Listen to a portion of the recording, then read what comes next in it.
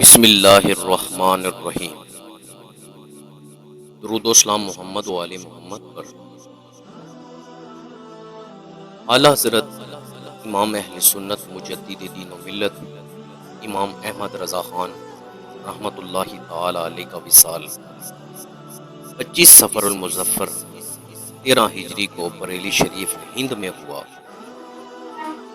آپ حافظ قرآن، عالم بعمل، مفتی اسلام، ولی کامل، ماہر علوم و فنون اور زبردست عاشق رسول تھے۔ حیرت انگیز بچپن۔ عموماً ہر زمانے کے بچوں کا وہی حال ہوتا ہے جو آج کل بچوں کا ہے کہ 7-8 سال تک تو انہیں کسی بات کا ہوش نہیں ہوتا اور نہ ہی وہ کسی بات کی تہ تک پہنچ سکتے ہیں، مگر اعلیٰ حضرت رحمۃ اللہ تعالی علیہ کا بچپن بڑی اہمیت کا حامل تھا۔ کم سنی یعنی بچپن اور کم عمری میں بھی ہوش مندی اور قوت حافظہ کا یہ عالم تھا کہ 4.5 سال کی ننھی سی عمر میں قرآن مجید ناظرہ مکمل پڑھنے کی نعمت سے باریاب ہو گئے۔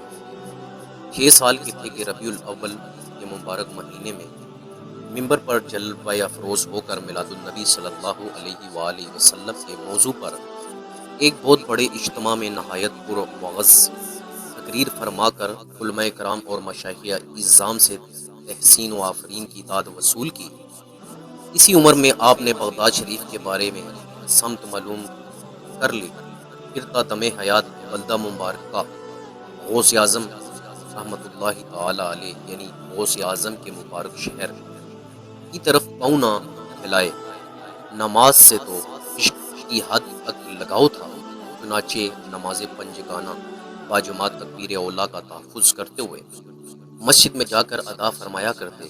جب کبھی کسی خاتون کا سامنا ہوتا تو فوراً نظریں نیچی کرتے ہوئے سر جھکا لیا کرتے، گویا کہ سنت مصطفیٰ صلی اللہ علیہ وآلہ وسلم کا آپ پر غلبہ تھا، جس کا اظہار کرتے ہوئے حضور پر نور صلی اللہ علیہ وآلہ وسلم کی خدمت عالیہ میں یوں سلام پیش کرتے ہیں: نیچی آنکھوں کی شرم و حیا پر درود، اونچی بینی کی رفعت پر لاکھوں سلام۔